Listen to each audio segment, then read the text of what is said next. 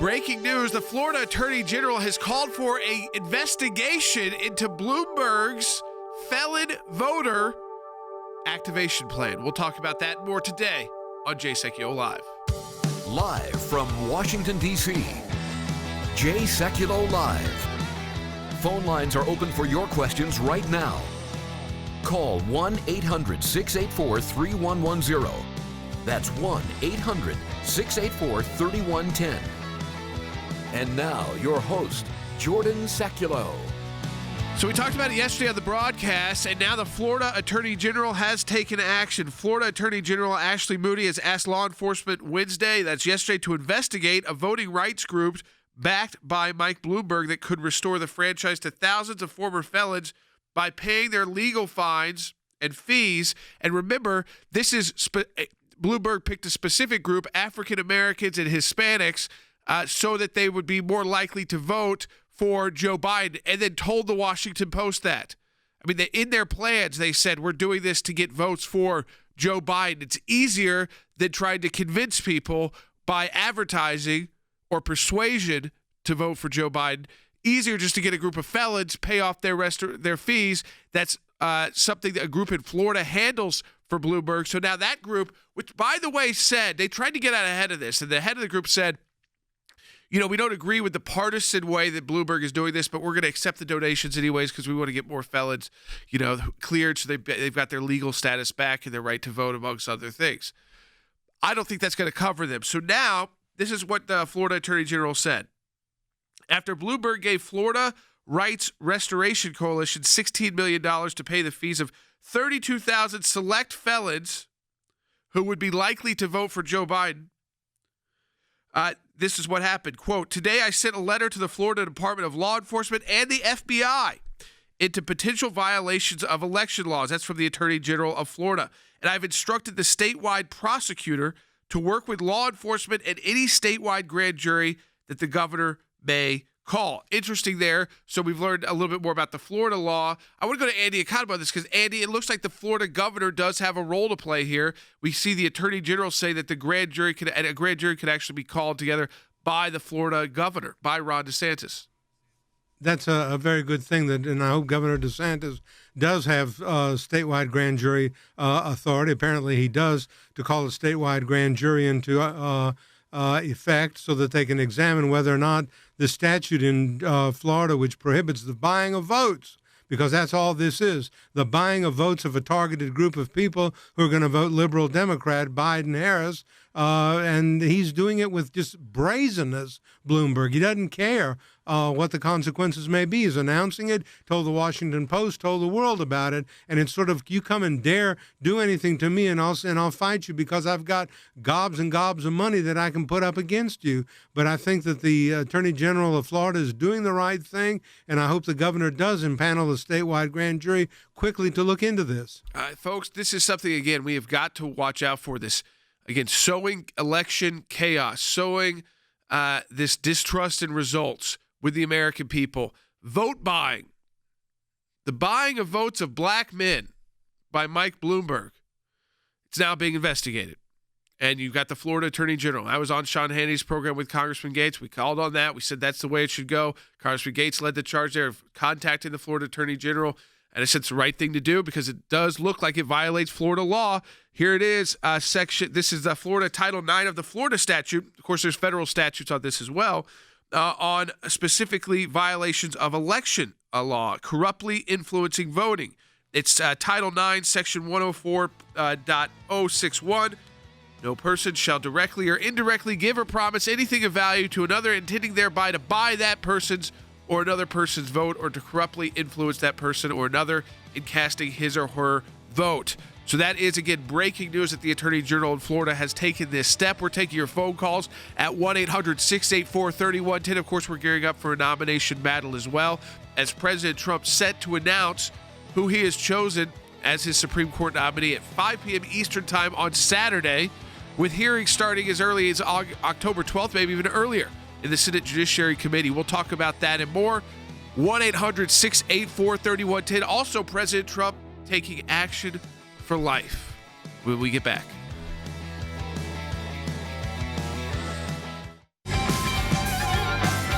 Welcome back to Jay Sekulow Live. This is Jordan Sekulow. We are taking your phone calls at 1-800-684-3110. That's 1-800-684-3110. So let me just go over this one more time with those of you, because we spent a lot of time on the broadcast yesterday about this. So the Florida Attorney General has asked for, and this is the direct quote from the Florida Attorney General, from Attorney General Moody there. Today, I sent a letter to the Florida Department of Law Enforcement and the Federal Bureau of Investigation into potential violations of election laws, and I've instructed the statewide prosecutor to work with law enforcement and any statewide grand jury that the governor may call. And it said that though Moody's letter isn't directly on Bloomberg, she sent that Washington Post article about his contributions to the efforts. And Andy, that is the article where you've got Bloomberg's own team, and including in his own, the memos that they prepared, saying they are specifically targeting a group of felons who have served their time in prison but need their restitution paid for, their legal fees paid for. So he did this for 32,000 that were black or Hispanic, because they had a 90 to 95% chance of, when getting their voting rights restored, voting for Joe Biden in the upcoming election. And that's where you could have potential wrongdoing, because if the group that received the money knew that, this Florida, it's called the Florida Rights Restoration Coalition, they could be in trouble, as well as Bloomberg and his team that put this together. Yes, they can. It's a conspiracy between him and that coalition to violate the Florida statutes with respect to the payment of restitution and fines on behalf of convicted felons, who, in my view, ought not to be voting anyway, unless their rights have been restored through a pardon or the board, about the governor of the Board of Pardons and Paroles. But, I mean, this is such a brazen act on behalf of Bloomberg. He doesn't care. If I were a prosecutor down in Florida, as I am in Georgia, I'd say, what are you paying this money for? Who are you paying it to? How much are you paying? Why are you targeting blacks and Hispanics? Why are you not paying this across the board to everybody? Is your intention to purchase a vote for Joe Biden? I'd like to put him under cross-examination in the grand jury and ask him about an hour's worth of questions. Hope a prosecutor has the guts to do that. We are taking your phone calls at 1-800-684-3110. And, of course, the ACLJ, we've got the petition up at aclj.org to fill that vacancy. We know that President Trump is prepared to do that by announcing his nominee to the country on Saturday at 5 p.m. Eastern Time. I'll be on Fox and Friends on Sunday morning. So directly after he makes the announcement, I'll be on that morning. There's, of course, people are leaning towards certain individuals. You keep hearing, of course, Amy Coney Barrett and her name over and over, Barbara Lagoa, others that are on this list. And I think that, again, we're not going to know until the president makes the announcement, probably with the nominee with him. It was widely reported. It's nothing secret that Amy Coney Barrett was with the president at the White House and met with the White House officials this week in Washington, D.C. And then have not heard about any others that have actually traveled to meet with the president. And so, again, it puts her she was already at the top of the list, and because she was on the previous list, so she was already there as a potential Supreme Court nominee. And you're already hearing U.S. senators kind of talk about as if she has become the nominee. And I think there'd be a lot of people probably disappointed if she's not.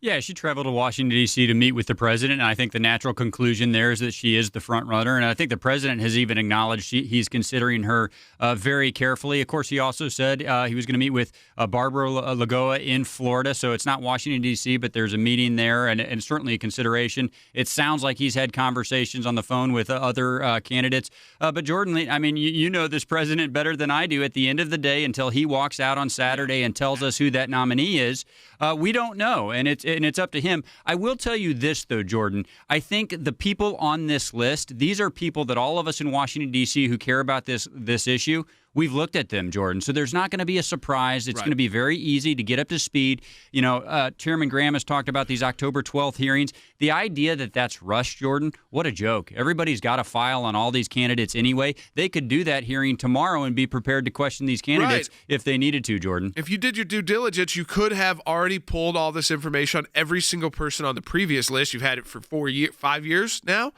And some of these people, like Amy Coney Barrett, were on that list. And then the new list, which you've had for 10 days, they've all got giant staffs. Pull the list, pull the documents. We've been doing it at the ACLJ. I'm sure that if you're a U.S. senator who is going to have a vote to cast on this, or you want to be able to comment on this at all, It's why I know I could go on TV the next morning or maybe very early in the morning and have, full confidence in who I'll be talking about, even though I don't know who that is as of right now and won't know until 5 o'clock Eastern time on Saturday. But I think that, again, it's about doing the work. It's about getting and then Washington, D.C., I don't want to do the show today without, of course, mentioning what happened in Louisville. Horrendous that 2 officers were shot.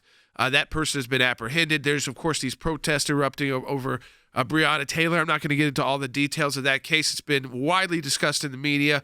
And of course, it's these kind of protests. But there's also, how do you feel about the protest in Washington, D.C. right now on this Supreme Court kind of battle as Ruth Bader Ginsburg lies in state, and then you've got people shouting at the president. He went and paid his respects. Is it right on the edge of that kind of, unfortunately, does it feel like it's on the edge of violence, or does it feel like a D.C. protest? Well, we got our first taste of it this morning, Jordan. We could hear the chants from the Supreme Court as the president and the first lady appropriately went to pay their respects to Justice Ginsburg. It's certainly very loud. There are a lot of people over at the Supreme Court, and some of them are there to pay respect. Some of them are there to protest. I have not seen any violence, Jordan, but I will just tell you with a lot of certainty. I mean, I was here during the Kavanaugh hearings. I saw not only the vitriol that was thrown against him, but Jordan, the intimidation of violence that was definitely there surrounding the Senate buildings. And look, I think that it was probably tame compared to what we'll see here. So I would just answer your question twofold. Right now, I think it's just very loud. But Jordan, look, it's going to be serious. It's going to be a serious issue in D.C. for sure. Yeah. So I mean, you got the serious issue of the nomination and the hearings and a vote. Of course, you have an election. You got the first debate coming up next week. We have got a lot to take in, right? Just as listeners to Jay Sekulow Live, just as information we want to provide to you in the hour that we have to talk to you each day on this Monday through Friday. There's a lot of info to cover. Rick Grinnell, by the way, special advisor to the ACLJ on national security and foreign policy. He just got back from Serbia and Kosovo. He is going to be joining us live in the second half hour of the broadcast. Jim Comey did an interview because, of course, he's got his show coming out where he gets played by Jeff Daniels, who we did play yesterday. A clip of Jeff Daniels, but that was in response to his first real major acting debut on the scene where he got a lot of attention, which is when he was in Dumb and Dumber, which is a classic, and in response to kind of Mitt Romney trying to redeem himself and on the redemption path, if you will. I'd say he's not fully redeemed himself, by the way, but we played that for you. So Jim Comey was asked about that. We're going to talk asked about his Russia investigation, and did he do that right? We're going to talk about that and play what he said for you in the next segment. These guys trying to cash in. I think they're trying to cash in primarily because they may have legal bills, and certainly some already do, and they may be a little worried that they need to get their book out, get the TV show rights out, because who knows what I'm going to be paying for? Because hey, what they did to Mike Flynn has cost Mike Flynn millions and millions of dollars. Cost him his home. It's cost him millions of dollars in legal fees. So what do they think is coming towards them with Durham? And every day we wait for that. But before we get to the next break, Than, I think it's important to know what President Trump did on Life. We're going to start taking people's phone calls, too, in the next time of the broadcast, 1-800-684-3110, to talk to us there about this election shenanigans, on what President Trump has done. The Supreme Court, of course, will take your calls. And what's happened in Florida with Bloomberg. But then this is important as well. Of course, it doesn't get as much attention because so much is going on, but an executive order being signed by the president to protect babies who are born alive. Yeah, really thrilled about this move, Jordan. I mean, as listeners of the broadcast will know, we've been advocating in the House and Senate for some time now for them to pass legislation that would guarantee that a baby that is born alive, that survives an abortion procedure and is laying on the medical table needing medical help, just require what any of the rest of us would be entitled to, and that is medical care to save the life of that living child outside the womb. Jordan, the House of Representatives has not been able to move that bill. Speaker Pelosi has been blocking it, and the Senate has has not had a filibuster-proof majority to move that. The president is now doing what he can to make sure that those babies receive protection. He has indicated he's going to sign this executive order requiring that all babies born alive get medical care. Now, Jordan, obviously, I mean, he acknowledges this. It's not as strong as legislation, but there's plenty of things that he can reach to. Anybody that gets federal dollars and some other areas as well. We'll see the language of it shortly, but I got to tell you, a big congratulations and a big thank you to the Trump administration. We still want to see that legislation passed, Jordan, but it's another example of this administration say we're going to do as much as we can on this life issue and make a real impact. And at the end of the day, Jordan, what's it going to mean? Honestly, it's going to mean lives saved, and that's worth it. Lives saved by President Trump and the Trump administration, that Born Alive Act. When we come back, we'll start taking your phone calls, 1-800-684-3110. And Jim Comey asked, would you have done anything differently with your Russia investigation? Pretty shocking response from Jim Comey, honestly, when he was even called rogue by former acting Attorney General Sally Yates, who has no love for the Trump administration. Of course, Biden surrogate spoke at the Democrat convention, virtual convention. He was called rogue by her, but, shocking response. We'll have that sound when we come back on Jay Sekulow Live. Thanks to your support of the ACLJ, we have had many victories. The IRS now formally apologizing to Tea Party groups. The IRS did the right thing by resolving the case with an injunction that mandated a complete change of the IRS nonprofit tax-exempt work as it relates to issue advocacy organization. If any group feels like they're being targeted, they can go to federal court and bring our case. That's a victory. It's one of the most significant wins in the ACLJ's history, to take on the IRS and win. For more than 27 years, the ACLJ has been fighting for freedom and liberty in the United States and around the globe. These are young people in their 20s and 30s that are doing this. They're fighting for life at a whole new level to beat back the abortion juggernaut. We've got a whole group of young lawyers that are defending them. Those of us that believe in life know that we're on the right side of history. We understand full well children are children, and they're precious in God's sight, and they're precious in our nation's sight, and they're precious to parents. But I actually think we're winning this. This is one of the social issues we're winning. The release of Andrew Brunson. He is the American evangelical from North Carolina, held in Turkey for more than 2 years. They're rushing us to the airport, and there was an Air Force plane that came from Germany that had been on standby. We're flying, and they finally left Turkish airspace. It's like, okay, now we're really out of Turkey and free again. We're grateful to ACLJ who put it out to these people, they were getting all this out. All of the people who prayed for us through ACLJ and through your contacts, I'm thankful, I'm grateful, and actually I'm astounded. We need your help as we continue this work here in the United States and around the world. Join us online at the American Center for Law and Justice at aclj.org.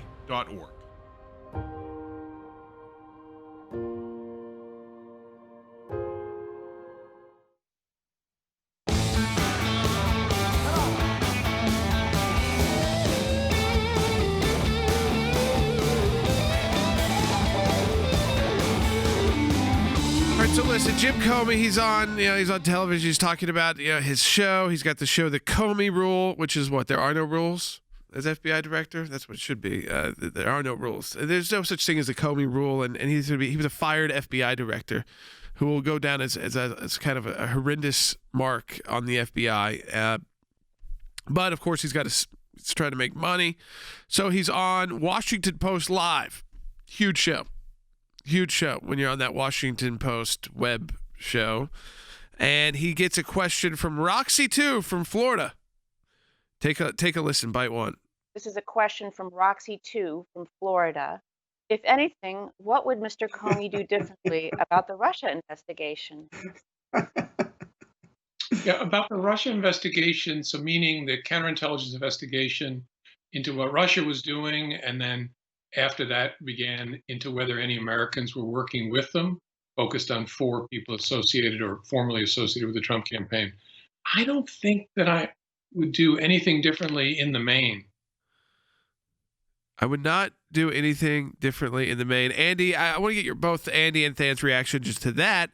And then he goes a step further, though. He does say, but just the first reaction that I wouldn't have done anything different in the main. So he's not getting into details, But I would have been the same rogue FBI director, Andy, that Sally Yates called me out as. Yeah, and I'm very proud of being called out by the former acting Attorney General as a rogue, because that's what I am.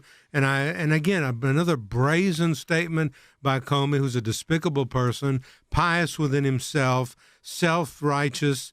I did no wrong. I would have done the same thing. I would have snuck 2 FBI agents in to talk to Michael Flynn, never telling him that he was a target, never telling him anything about his right to counsel, never saying anything about his right not to incriminate himself, see if I can get him to resign or see if I can get him to say something that's a lie. I wouldn't do anything different. I'm Jim Comey. I'm the saint of the modern day, canonized by the Church of Comey. I mean, this is disgusting, but this is the kind of stuff that he does. This is the kind of a person that he is. It's the one thing I agree with Sally Yates on. He's a rogue, but I'd say I've got other words, but I wouldn't use them on the air. That's right. We're on Christian channels as well as conservative talks channels. But, I do think it has to be clear, because Stan, that he tried to cover up, I think cover up's a kind of funny way to say it. What he said, though, because he said it wouldn't do anything different in the main. But then he went on to say this, bite 3. There's a number of smaller things, mistakes made in small parts of the investigation in connection with one particular Foreign Intelligence Surveillance Act wiretap request. There was a bunch of sloppiness. If I had a magic wand, I'd go fix all that. But in the main, I think we did it and staffed it in a professional way. How can you say there was a bunch of sloppiness in spying on an American, and if you had a magic wand, you'd go fix all that sloppiness, but in the main, I guess that's his new legal term, maybe his attorneys told him to say it like that, in the main, I wouldn't change anything, we staffed it great. Peter Strzok was wonderful, guy who had it out for Donald Trump. That was the right guy to put in charge of investigating the president's campaign, a guy who said he will never let him become president. Jordan, this is shameful. I mean, Andy mentioned sending the agents over to interview General Flynn, but does he consider it a small thing that he intentionally drafted a memo with of conversation with the president with the intention of leaking it? Does he consider it a small thing that he put forward a FISA application and signed it on an American citizen, knowing the information he put in there was fraudulent, potentially ruining that American citizen's life? Does he consider it a small thing when he sent 2 detailees over from the FBI to be inside the incoming president's White House, knowing that their allegiance was back to him and he was going to stay in touch with them? Are those small things, Jordan? We entrusted this man with the directorship of the FBI. These are not small mistakes. These are sober duties that he had, and he botched them, Jordan. He botched them in a major way, and if he thinks those are small things, he has another thing coming. And I'll just say this, Jordan. I can't say a whole lot about this right now, but our FOIA that is investigating those spies that he did send over to the White House, we're starting to get productions on that. And I've got to tell you, if Jim Comey were smart, he would not be saying anything now, because, Jordan, more is coming. I mean, people have pled guilty. The DOJ attorney, Kevin Kleinsmith, pled guilty. He's may never be able to practice law in his life. He's 38 years old, and he pled guilty to changing around the evidence and the documents, and he did that with that FISA. I'm sure that's the one Jim Comey's referring, is he changed the wording around so that it wasn't clear. I think that Carter Page was actually a U.S. intelligence asset. So his cover's been totally blown, by this too as well. We don't get into that as much. But he's a U.S. intelligence asset. They, of course, leave that out, so the FISA judge never sees that when they apply for their warrant. But that's just something small to Jim Comey, spying on Americans to get the wiretap to get inside the Trump campaign. That was small. Other than that, everything was fine. That's wishful thinking. Wishful thinking for a guy who's already got members of his team pleading guilty to federal crimes, Andy. Yeah, well, that's the way that Comey operates. There's a righteousness there, and whenever you feel that you are righteous and that you are pious and that you are justified in what you do, Harry Hutchison, my colleague, uses the word hubris, a great Greek word which means an underlying sense of egomania that is the downfall of all people who have it, and that's what Comey. One of these days it's going to happen to Comey. Folks, we're going to take your calls now, 1-800-684-3110. Remember, Rick Rennell former acting director of national intelligence and U.S. ambassador to Germany, now a special advisor for national security and foreign policy at the ACLJ. Just got back from Serbia and Kosovo. He is going to be joining us in the next half hour of the broadcast. You don't want to miss that. He's a special advisor to the ACLJ. He'll be joining us live. But I want to take phone calls now. Zelda from Minnesota, interesting on the kind of we've talked about.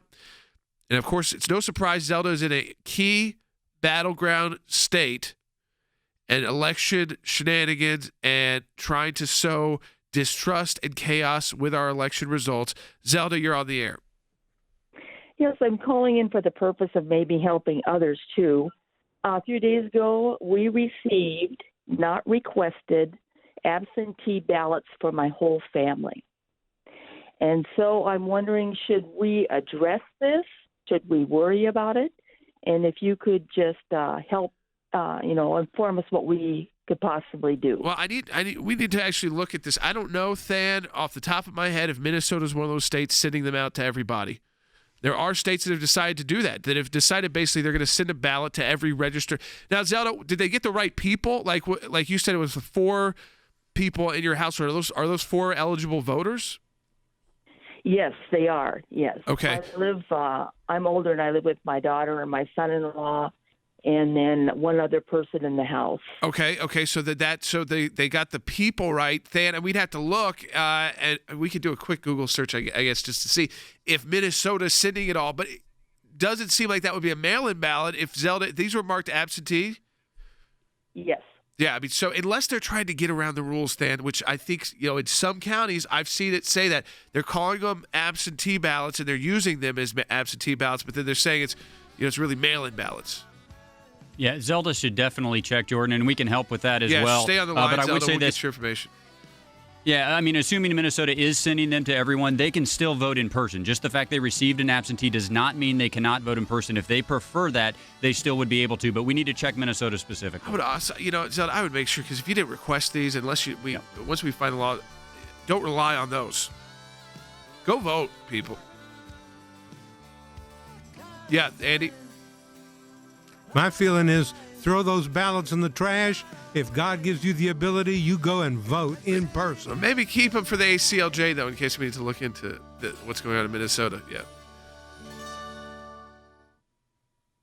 Thanks to your support of the ACLJ, we have had many victories. The IRS now formally apologizing to Tea Party groups. If any group feels like they're being targeted, they can go to federal court and bring our case. That's a victory. It's one of the most significant wins in the ACLJ's history, to take on the IRS and win. For more than 27 years, the ACLJ has been fighting for freedom and liberty in the United States and around the globe.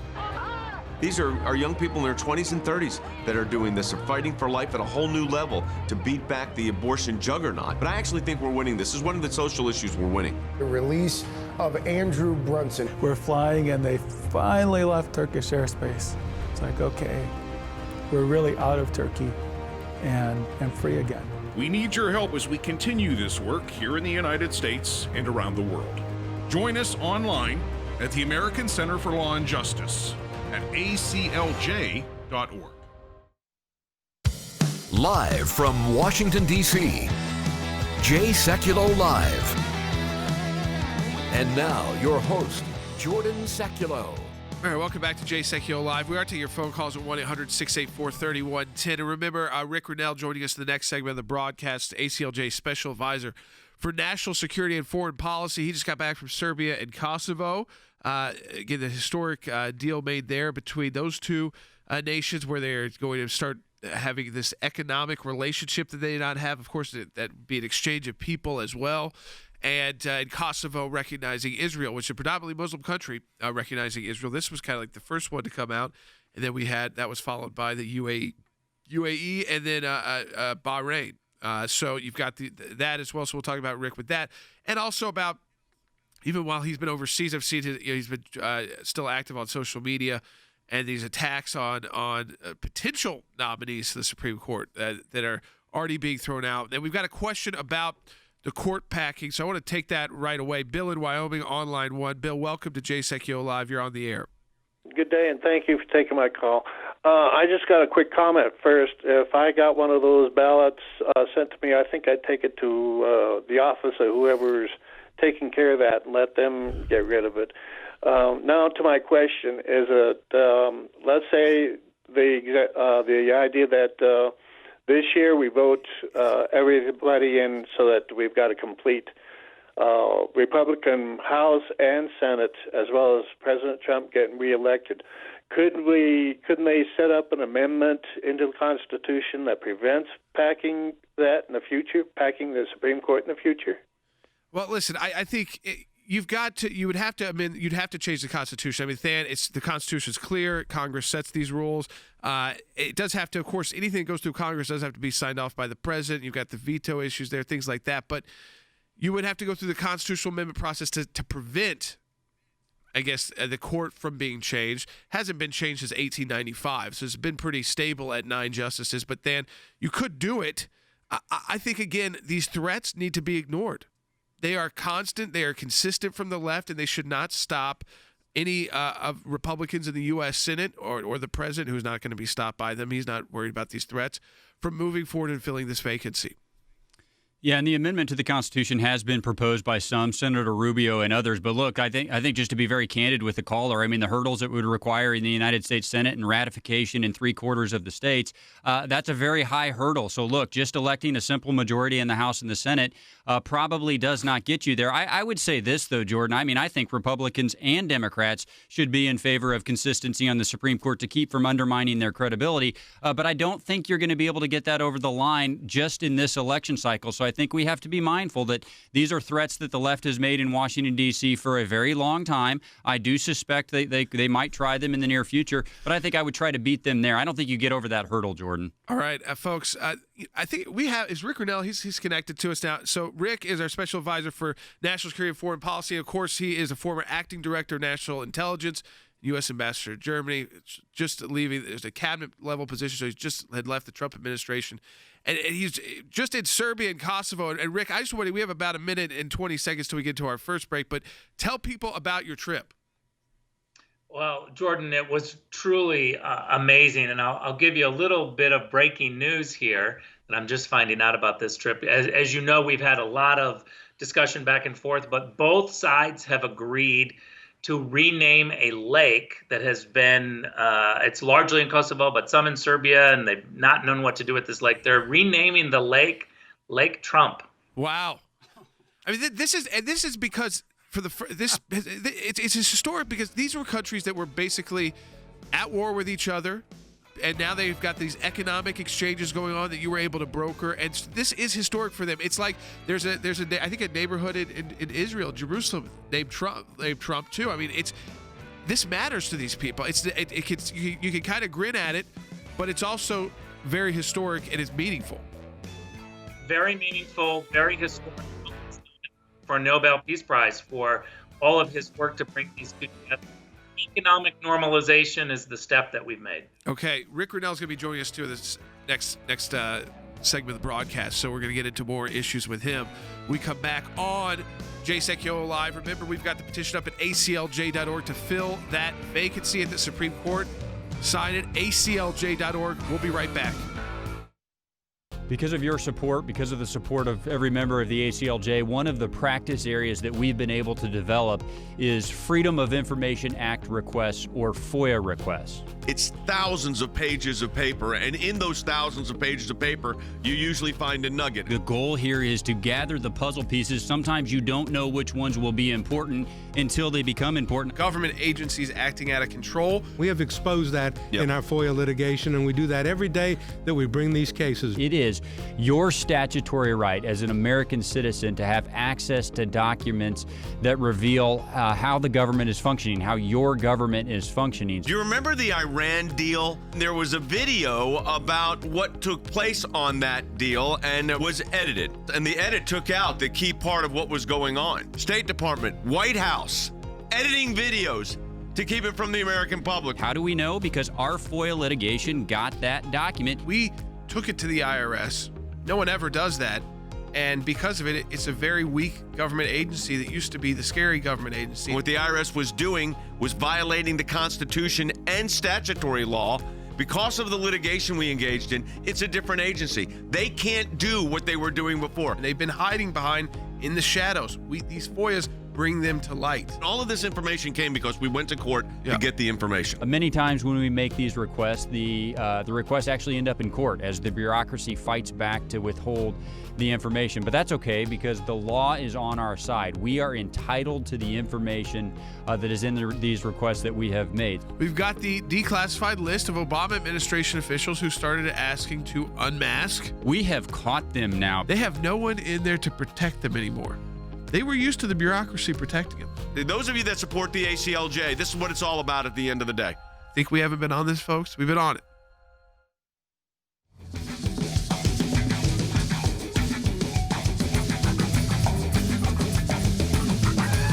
All right, folks, welcome back to Jay Sekulow Live. This is Jordan Sekulow. We are taking your phone calls 1-800-684-3110. I think my dad will be back on tomorrow on the broadcast. He's been in Washington, D.C. Andy Economos in Washington, D.C. Than Bennett in D.C. Rick Rennell is joining us as well. He's our special advisor for national security and foreign policy, and he was just in Kosovo and Serbia after broking this deal. And Rick, I want you to tell people too, because this is unique. You're on our broadcast a couple times a week. This unique role out when you left the government, you took on this role voluntarily on Serbia and Kosovo specifically, and within a very short time period, were able to broker a deal, an economic deal. And now you just told people about this lake that has been renamed. But tell people about your role too. Yeah. So. This really started where I was trying to help both sides when I was in Berlin as ambassador to Germany, and I could see a little bit of an opening, a little bit of requests from both sides that seemed to make sense, and it was more economic driven. Jordan, as you know, we did 3 historic agreements when I was ambassador to Germany on air flights. So the first air flight between the capital in Kosovo and the capital in Serbia, Belgrade to Pristina. That was a historic agreement. Then we did a rail agreement where they were going to share railways. We picked rail routes in between the two countries and solidified a relationship to grow those railways with commerce from both sides. And then we did a historic motor agreement so that there could be border crossing. So we did these 3 agreements before we did a larger economic normalization agreement at the White House. All 4 of these agreements together really form an economic normalization, what President Trump does well, which is create jobs, create an economy. The smarty pants foreign policy types in Washington, D.C. have been fighting about this issue for 21 years. Yeah. They go to the table and they talk about the same symbolic political issues. I know that symbolism is important.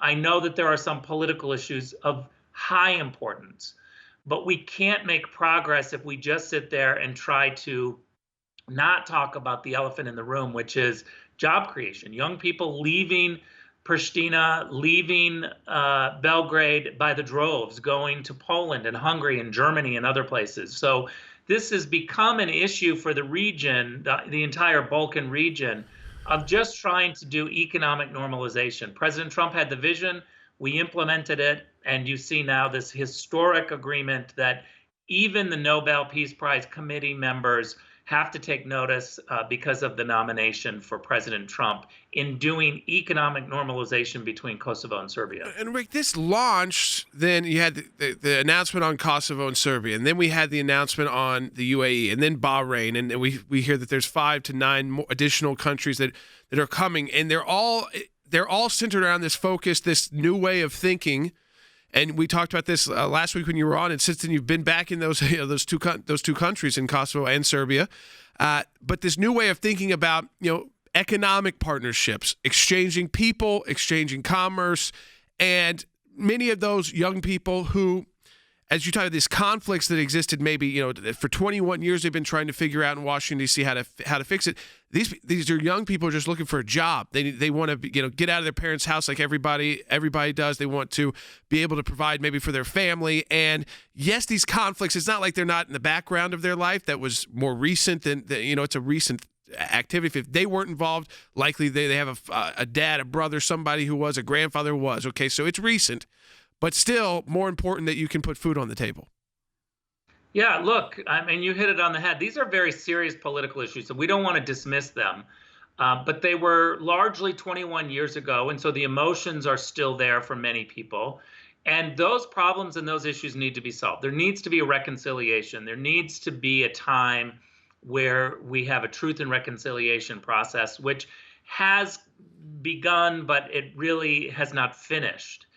I think our listeners are probably thinking, boy, it makes really a lot of sense to do job creation, economic development.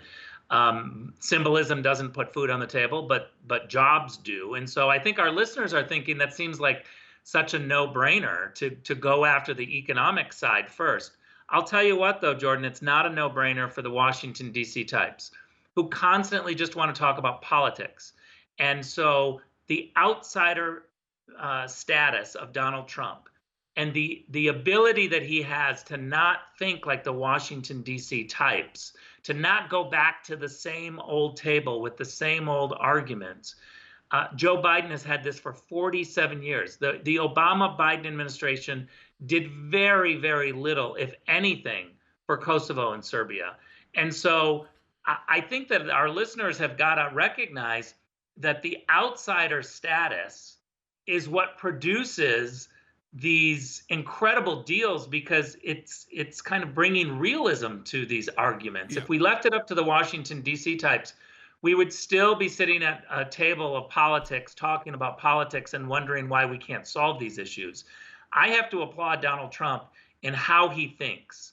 And we also have to recognize that the Washington establishment, which includes the media, politicians that have been there for 40 plus years, Nancy Pelosi, Chuck Schumer, Joe Biden, all of that crowd hates Donald Trump with a passion because he's the outsider bringing in his different way of thinking, not playing by their rules. I keep saying this, but the rules of Washington are that the Speaker of the House gets to fly to San Francisco to break the rules and have her hair done, and the salon owner is supposed to shut up. And when the salon owner says, wait a minute, it seems hypocritical that you're doing this and you're telling others, what happens? The Speaker of the House asks for an apology from the salon owner because the salon owner didn't play by the DC rules. Yeah. Now, Rick, we know as well. I mean, you talked about it too. They've actually renamed, because the president has been very popular on lakes in America. There's these MAGA, events going, but this important lake in between Kosovo and Serbia. You said mostly in Kosovo, but that has played kind of this role of what to do. Where they've actually renamed as Lake Trump. Yeah. So this is a really interesting point in the economic normalization package. We wanted to take this lake and figure out how to create jobs and energy. And there's not enough going on with it in terms of economic development.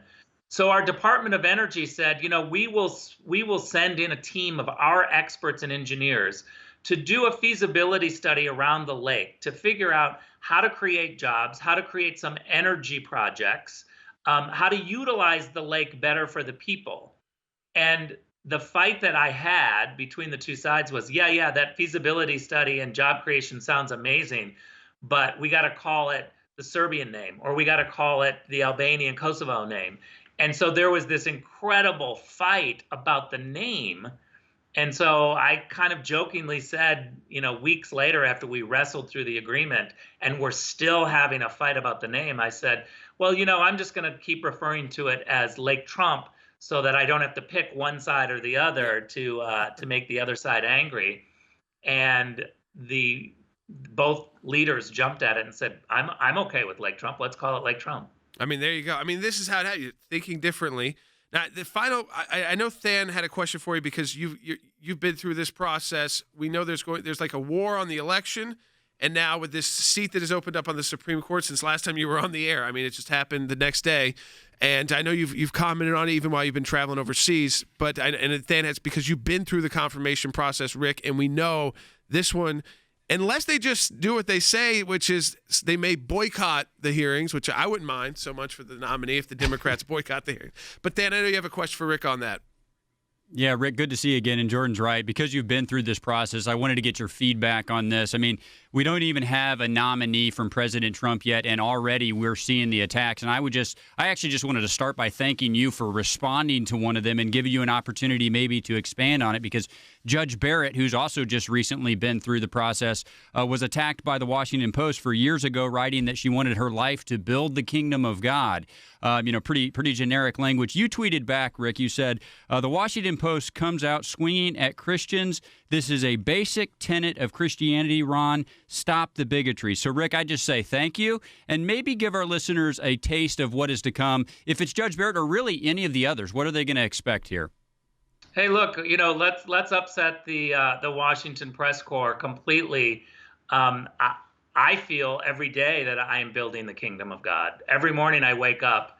I'm thankful for new mercies every morning in my human ways of failure every single day. Thank God that Christ has allowed me to wake up and have new mercies and a new day and new opportunities to build the kingdom of God. And so as a Christian, this is pretty basic tenet of Christianity. For the Washington, D.C. crowd to make fun of my religion or a Supreme Court nominee's religion or anyone's religion, whether it's Muslim, Judaism, Christianity, I think it's outrageous. And it happens all the time to Christians, that somehow we're viewed as less than or uneducated. And, I just find it shocking that the media picks up on it and runs with it and celebrates it when it's an anti-Christian bigotry. Rick Grinnell, special advisor to the ACLJ, just getting back from Serbia and Kosovo, joining us live. Thanks, Rick. We'll talk to you next week. Welcome back to Jay Sekulow Live. I want to, our special advisor, Rick Grinnell, to the ACLJ, who was just getting back from Serbia and Kosovo and was able, we were texting him when we were setting up when he was going to be on this week, and he let us know about that trip, and he started tweeting about it from, he was there. He was not trying to hide that on social media or anything, but he also spoke to, so I want our team to know this too, because we usually cut his segment and we post it each week so that people can just see him on if they want to, and what we talked about with Rick, and usually he's on a couple times a week. This time he'll just be on today, but I want to cut that because I think the section on Serbia and Kosovo is important as a standalone. And then the section, because he is someone who went through a nasty confirmation battle, and specifically on the attacks on the Christian faith that happened in Washington, D.C. as a separate. So let's cut those into two. Because, Dan, I think that, and I'll get to phone calls in a second, that was very telling because he's been through this before, this idea. And he said, this may upset people. And it's not, our audience, I think they had to listen closely to catch what Rick was saying, but that this will upset Washington by just saying that every morning he wakes up just to try and advance the kingdom of God. It's a basic tenet of the Christian faith that again, these Washington insiders who, I guess, unless you're a secular humanist, they want to constantly try to make you out to be some kind of theocrat if you even make a statement like Rick did. Yeah, I just can't tell you how much I appreciate his response on this, Jordan. I mean, look, I wish we had more public servants who would say, my desire to engage in public service is because I want to make an impact on eternity. And Jordan, if I wasn't trying to make an impact on eternity, I wouldn't be engaged in public policy either. I mean, I think that's a pretty common thread among people of faith. And I have said that I hope, if it is Judge Barrett, and I don't know if it will be, but if it is, I think she should say, when it is Senator Feinstein's time, I think she should say, my faith does animate my service. And by the way, you questioned whether or not the dogma lives loudly in me. I pray it lives more loudly in me each day that passes. That's my reason for walking the earth. So look, Rick knows what it's like to be through this process. It is not any fun, and I really appreciate the fact that he comes out and says, look, Washington, D.C. cannot like it, but the fact that a potential nominee would say it, Jordan, that's a very good thing. That's the kind of public servant we need. I think it was great. So we're going to post that on its own so that we can share that with folks. I want to go right to the phone calls, 1-800-684-3110. John in Maine on line 1. John, welcome to Jay Sekulow Live. You're on the air. God bless you, gentlemen. Thank you for taking my call. Yeah. I wanted to ask you about ranked choice voting, if you've even heard of that. They've tried to push this through back in 2018, and now we got petitions out, and we signed all these petitions, and then they said, oh, you couldn't use the petitions, and you didn't have enough people, and they had all kinds of people sign these. Anyways, now they pushed it through, and we have to vote for the presidency in this next election with ranked choice voting. And if I understand it right, if the president doesn't take 51%, then they're going to go to the next choice.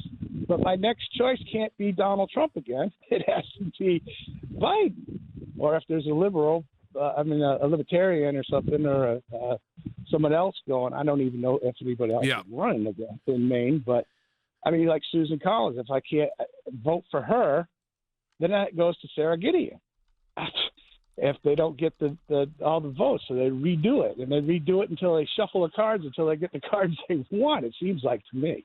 Yeah, so this is the first time it's ever going to be used. So Maine already, it's interesting, John, because Maine, you already divided up. You have, I think, 3 electoral college votes. Is that right, guys? I think it's 3. And they've already divided up amongst congressional districts or something like that. So it's already very, Maine they try to do it to say maybe it could play a unique tipping role, because you could win 2 out of 3. You can win 2-1 in the state. So now this ranked voting goes in. It's interesting. What they've said is that you will actually, your vote for Biden or Trump, because of the way it will come in, will be counted. But you've got 5 names on the ballot. So you got Donald Trump and Joe Biden, but you also have others on the ballot. Then you're also going to use it, like you said, in the Collins and Gideon race. So again, there's only 2 states that divide their electoral college votes. That's unique on its own that you do that. But now you've got the ranked choice voting system. It's a partisan issue, and I think it's another disaster. I don't understand why.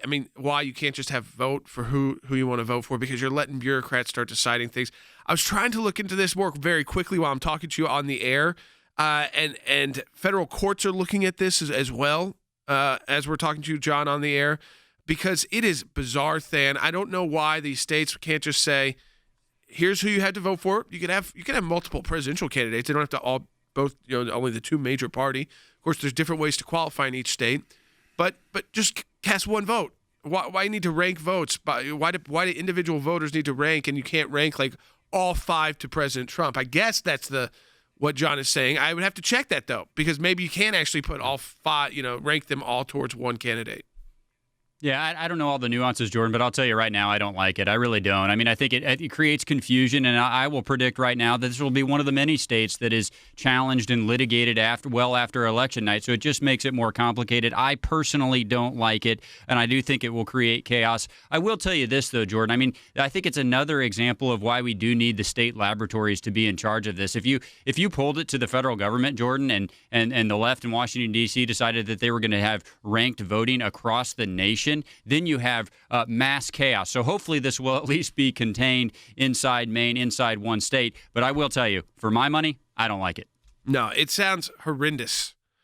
Listen to this. Under the voting system, voters are allowed to rank all candidates on the ballot. If no one wins a majority of first-place voters, guess what? There are additional tabulations made by computers. So the computers get to decide where your votes go, and then it eliminates the last-place finishers, and then the votes get reallocated. Why can't you just have a vote? What is the problem? Because they don't want spoilers. Well, that would be up to the voters there.